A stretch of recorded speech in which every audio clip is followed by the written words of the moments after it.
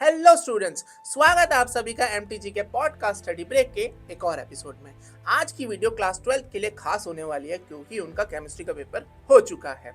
उनकी प्रिपरेशन से लेके पेपर देखने के रिएक्शन तक आज हम इस वीडियो में सब डिस्कस करेंगे और इसी डिस्कशन को हम आगे बढ़ाने के लिए हमारे साथ एमटीजी एडिटोरियल टीम से 2 एक्सपर्ट्स जुड़ने वाले हैं।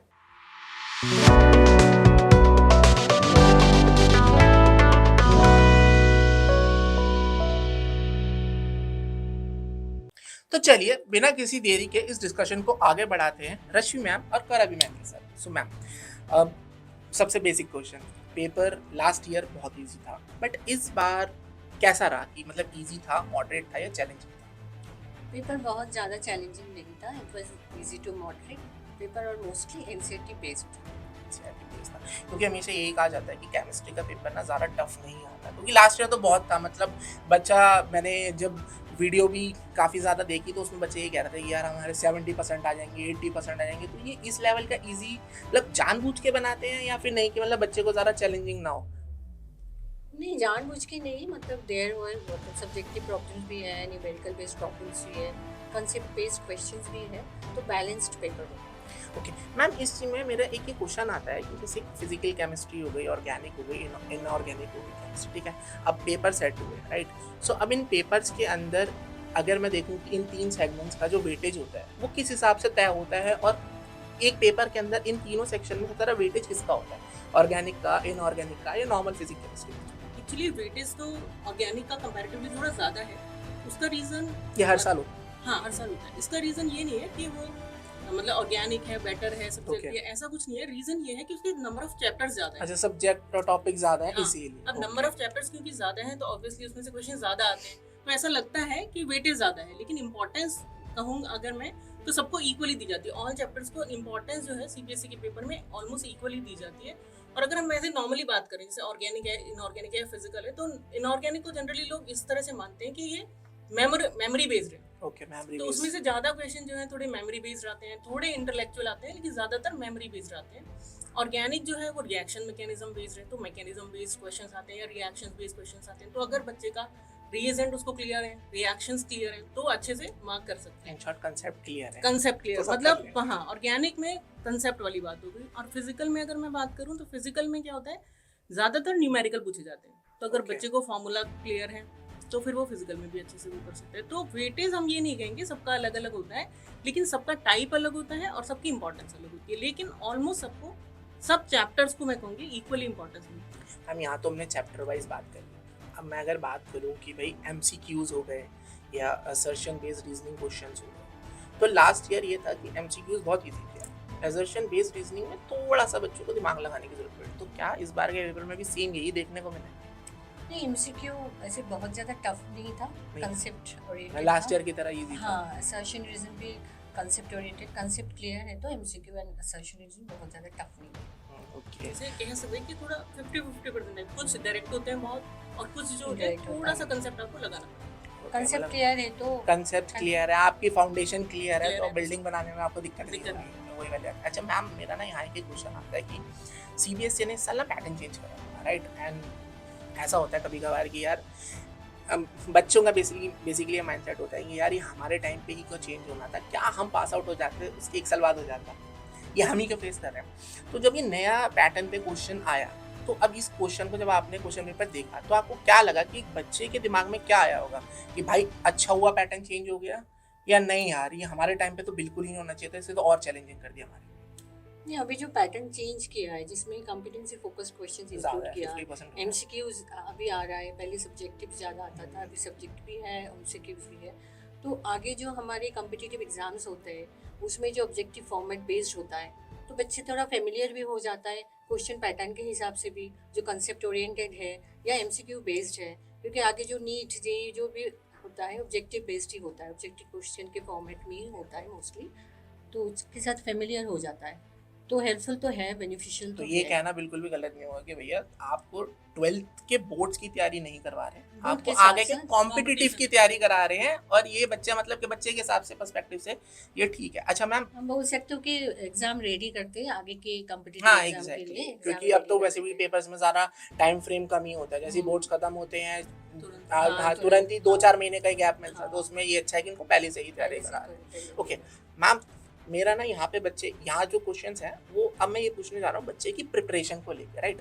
अगर सपोज कीजिए किसी बच्चे ने सिर्फ हार्डकोर एनसीईआरटी पढ़ी, राइट, उसने पीवाईपी ना लगाया हो, उसने सैम्पल पेपर्स ना लगाया हो, किसी भी का, चाहे वो एमटीसी का हो या ना हो, उसके पर्सपेक्टिव से नहीं कि किसी का भी लगाया हो उसने, तो क्या अगर उसने सिर्फ एनसीईआरटी, उसने अपना 100% एनसीईआरटी को दिया है, और तब मैं अगर इस पेपर की बात करूं तो उसके पर्सपेक्टिव से वो कितना स्कोर कर सकता है इस पेपर के अंदर? एक्चुअली एनसीईआरटी, सिर्फ अगर हम एनसीईआरटी की बात करें तो एनसीईआरटी की टेक्स्ट बुक, ठीक है, आपके वहाँ से कंसेप्ट बहुत क्लियर होते हैं। कंसेप्ट के लिए अगर आपको कोई बुक चाहिए तो हम मानेंगे कि एनसीईआरटी बहुत ही अच्छी है, और सीबीएसई में ज़्यादातर क्वेश्चन एनसीईआरटी बेस्ड ही पूछे जाते हैं। लेकिन पीवाईपी और सैम्पल पेपर्स का क्या फायदा होता है कि आपको आंसर कैसे करना है, क्वेश्चन आपको पता है, क्वेश्चन पता है, आपको मे बी सोल्यूशन भी पता है, लेकिन हाउ टू राइट वो आपको नहीं पता है। तो जब तक आप प्रीवियस ईयर पेपर्स नहीं देखोगे या सैम्पल पेपर नहीं देखोगे, कितने, एक तो मार्क्स बहुत इंपॉर्टेंट होते हैं, 1 मार्क के क्वेश्चन में कितना आंसर करना है, 2 मार्क के क्वेश्चन में कितना आंसर करना है। तो अगर आप प्रीवियस ईयर प्रैक्टिस करोगे या सैम्पल प्रैक्टिस करोगे तो आपको ये पता होगा कितना लिखना है और कैसा लिखना है। वो यहाँ पीवाईपी और सैम्पल पेपर्स का बहुत काम आता है। अब मैं वही पूछ रहा हूँ कि क्योंकि मैंने देखा है कि कुछ बच्चे कहते हैं यार हम कुछ नहीं कर रहे, ना हम ट्यूशन ले रहे, ना हम कोचिंग ले रहे, ना हम एक्स्ट्रा क्लासेस ले रहे, हम कुछ नहीं कर रहे, हम सिर्फ एनसीईआरटी बेस जाएंगे।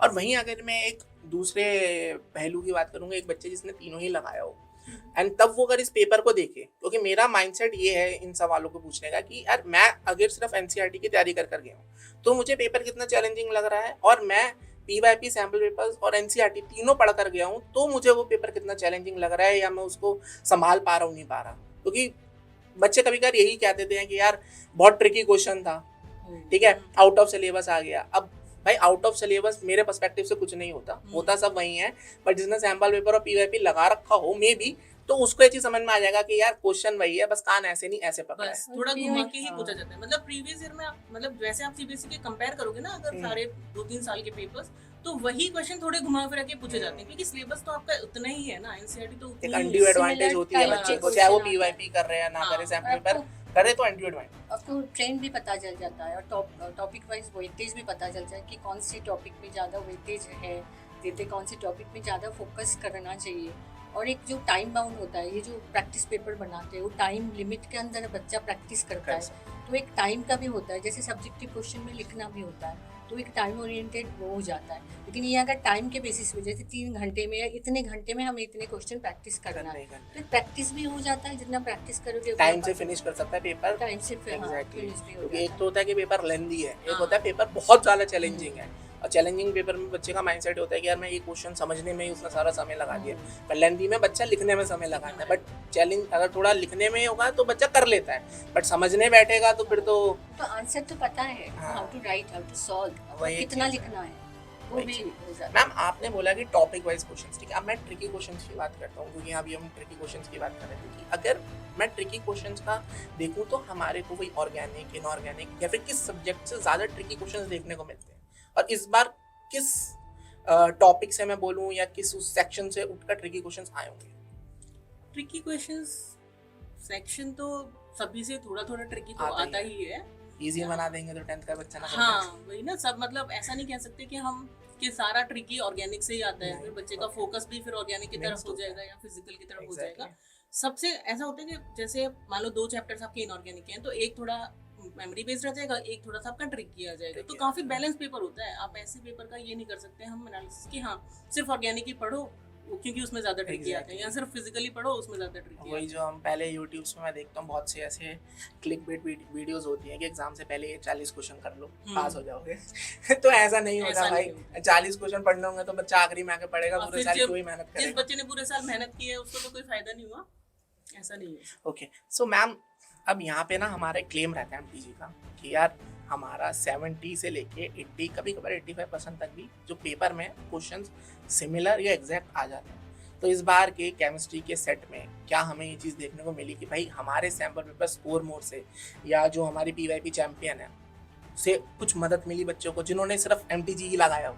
हाँ जी, बच्चे को श्योरली बहुत मदद मिली होगी, क्योंकि क्वेश्चंस मैंने जैसे पहले हम बता ही रहे हैं काफ़ी सिमिलर आते हैं और थोड़ा सा उन्हीं को घुमा के आते हैं। सबसे ज़्यादा इंपॉर्टेंट ये है कि आपको लिखने का तरीका आ जाता है। सबसे इम्पोर्टेंट टाइम जो है, टाइम मैनेजमेंट बहुत इंपॉर्टेंट है।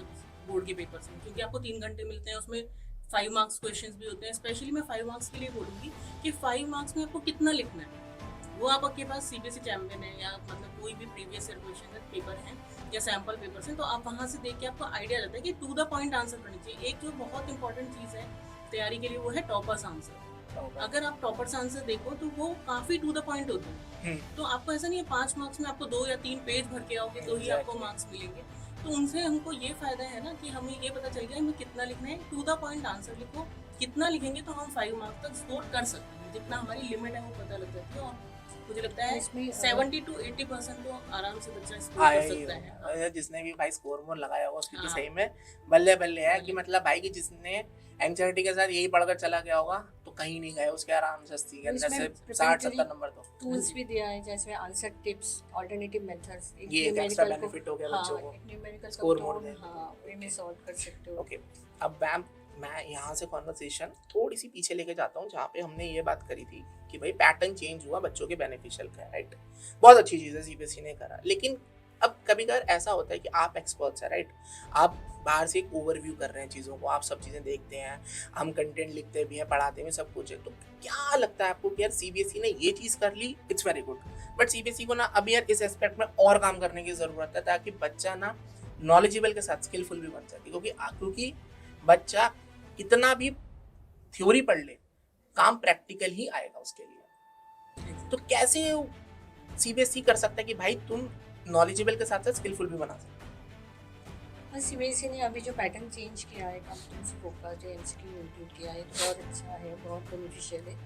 और concept based question, application based question और अगर ज़्यादा इंक्लूड होता है तो बच्चे के लिए आगे के कॉम्पिटिटिव एग्जाम के लिए भी बेनिफिशियल होता है। प्लस अभी जो रैशनलाइज सिलेबस किया है एनसीईआरटी में, देयर आर सम चैप्टर्स जो अभी एनसीईआरटी से डिलीट हुआ है, सीबीएसई बोर्ड के करिकुलम में भी नहीं है, उनको चैप्टर आगे के कॉम्पिटिटिव एग्जाम में है। तो वो तो बहुत कंफ्यूज रहता होगा, मुझे ये मतलब बोर्ड तक मुझे इसका पढ़ना है, बोर्ड के बाद अगर मैं नीट जेईई दे रहा हूँ तो मुझे इसका पढ़ना है, तो वो तो उसके लिए बहुत ज़्यादा चैलेंजिंग वगैरह हो जाएगा। ओके मैम, मेरा यहाँ पे अभी एक ये क्वेश्चन आता है कि चलो ठीक है, अब तो जो करना था बच्चों ने, एक्शन का रिएक्शन, केमिकल रिएक्शन सब कुछ हो चुका है, जिसके 12 के निकल चुके हैं, ठीक है। अब मैं यहाँ से कॉन्वर्सेशन उनके लिए लेकर जाऊँ जो अब 12 में आ रहे हैं, उनके लिए आप क्या टिप देना चाहोगे कि भैया आपकी अब 12 स्टार्ट होने वाली है, ठीक है, क्योंकि इसके बाद there is no second chance, ठीक है। बोर्ड्स क्लियर होते ही या तो नीट दो या जेईई दो, जो भी कॉम्पिटिटिव आपने देना दे लो। तो यहाँ से क्या आपने टिप्स ट्रिक्स, या मैं कहूँ कि भाई मतलब कि यार आप ये चीज़ें तो अपने 12th में आते ही स्टार्ट कर देते। एक तो सबसे पहले जो है करना ही चाहिए वो है रेगुलर स्टडी। बच्चे रेगुलर स्टडी नहीं करते हैं जनरली के 2 महीने में होती है। हाँ, लास्ट के 2 महीने में पढ़ने की आदत डेवलप होती है, वो एक गलत है। शुरू से आप रेगुलर रहें अपनी स्टडीज में, जो भी क्लास में पढ़ रहा है ट्राई करें कि उसे उसी दिन ट्राई करें, कर सकें, और एक टाइम टेबल बनाए, रूटीन बनाए जिसको हम फॉलो करें, जो ज़्यादातर बच्चे नहीं करते हैं। आई थिंक वो एक हैबिट अगर हम 12th के स्टार्टिंग से बना लें तो आगे जाके कॉम्पिटिशन है ऑब्वियसली, हर चाहे आप नीट जेईई भी ना दो तो भी कॉलेजेस के लिए भी आजकल सीयूईटी होता है, तो एग्जाम तो आपको देने ही है। तो स्टार्टिंग से ही अगर आप एक रेगुलर प्रैक्टिस रखेंगे, एक सबसे अच्छी चीज़ तो वही है। दूसरा ये है कि जब आप एंड टुवर्ड्स एंड जा रहे हो तो एनसीईआरटी तो है ही, सीबीएसई के लिए एनसीईआरटी तो है ही, वो तो आपको पढ़नी ही है।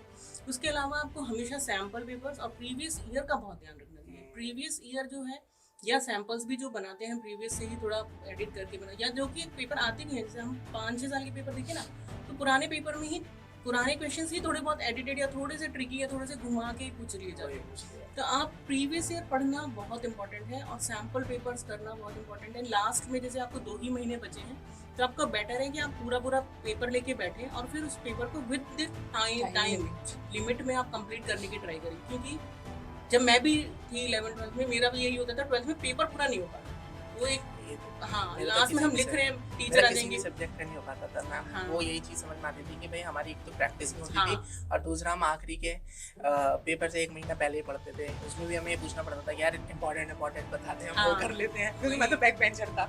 तो अभी मतलब अब तो हमारे टाइम पे तो हम जिन्हें जब 11th-12th के थे शायद इतने वो भी अवेलेबल नहीं थे सोर्सेज। हाँ मैम, नहीं, अब तो बहुत बच्चों को हो चुका है, अब तो हाँ, ई बुक्स वगैरह कितनी आ चुकी हैं। e-books हमारे टाइम पे तो हम जाके खरीदनी पड़ती थी, सेकेंड हैंड बुक्स लेनी पड़ती थी, गाइड्स वगैरह लेनी पड़ती थी। अब तो सब कुछ नेट पे अवेलेबल हमारे को ही जाता है कि भाई वेबसाइट पे जाओ, ई बुक डाउनलोड कर लो, वो एक जो मोटी बुक्स है वो ना खरीदना चाहो तो। प्रीवियस ईयर के भी Exactly. पहले नहीं मिलते थे, अब तो 10 इयर्स मतलब सारे आपको इजीली सही अवेलेबल बात होते हैं, है। पेपर सारे सेट्स होते हैं, भाई स्कोर मोड ऑप्शंस है। अब हैं, अगर आप लोग नहीं लेते तो इसमें गलती आपकी है। एंड भाई जैसा मैम का कहना, हमने इसमें भी ये डिस्कस करा कि जिसने सैम्पल पेपर्स और पीवाईपी करा होगा उसको एक अनडू एडवांटेज है, और जिसने एमटीजी की करी होगी वो तो है ही है।